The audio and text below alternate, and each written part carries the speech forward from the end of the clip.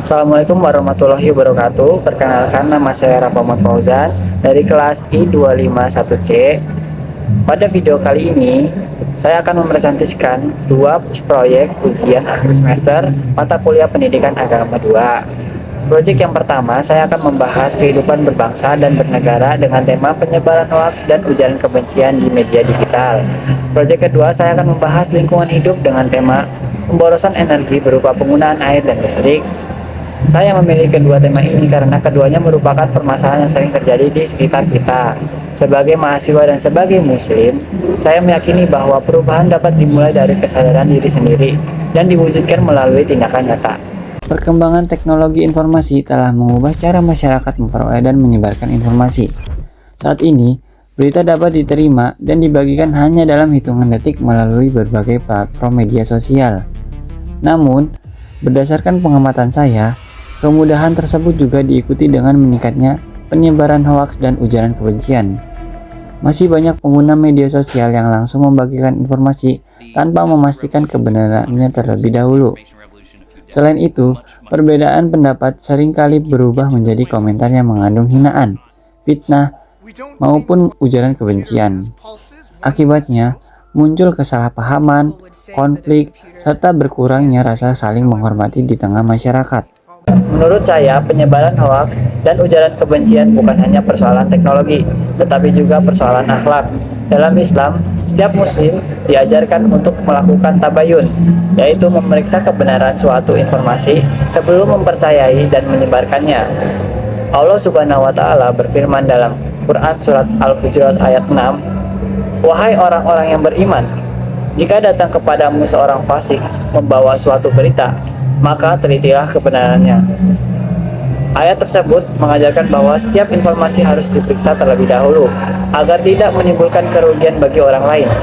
Selain itu, ujaran kebencian bertentangan dengan ajaran Islam karena dapat merusak persaudaraan, menyakiti sesama, dan mengganggu persatuan bangsa. Sebagai mahasiswa, saya dapat mulai dari langkah-langkah sederhana. Yang pertama, membiasakan melakukan tabayun, yaitu mengecek kebenarannya sebelum membagikan informasi kepada orang lain. Yang kedua, mencari informasi dari media resmi dan sumber yang terpercaya.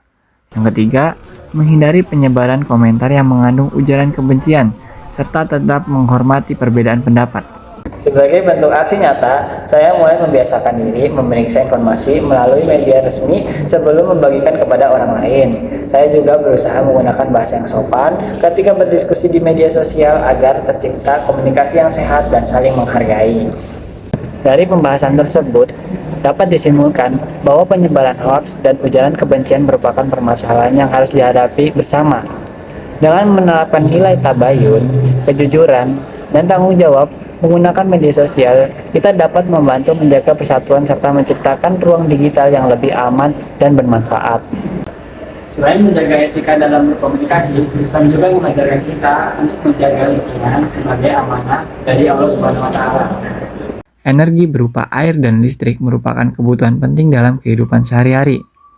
Berdasarkan hasil observasi yang saya lakukan di lingkungan kampus, saya masih menemukan beberapa bentuk pemborosan energi, seperti lampu yang tetap menyala ketika ruang kosong, charger yang tidak dicabut setelah digunakan, serta keran air yang dibiarkan mengalir lebih lama dari yang diperlukan.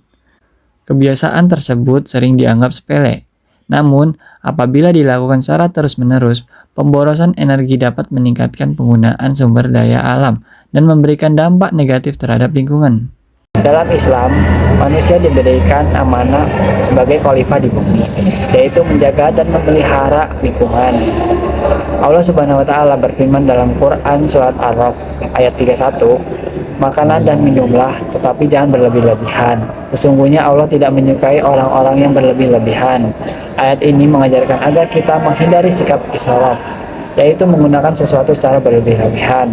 Oleh karena itu, pemborosan air dan listrik tidak hanya berdampak terhadap lingkungan, tetapi juga menunjukkan kurangnya rasa syukur atas nikmat yang telah Allah berikan.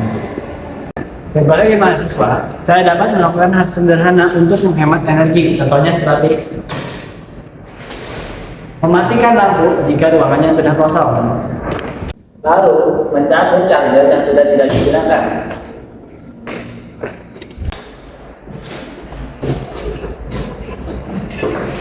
untuk keran yang masih mengalir. Mas, kalau udah selesai kelasnya, lampu dan hasilnya dimatikan. Siap, Mas. Meskipun terlihat sederhana, langkah-langkah tadi yang kita lakukan apabila dikerjakan secara konsisten dapat mengurangi pemborosan energi dan menjaga kelestarian lingkungan. Menjaga lingkungan bukan hanya tanggung jawab pemerintah atau lembaga tertentu, tetapi merupakan tanggung jawab pada setiap individu.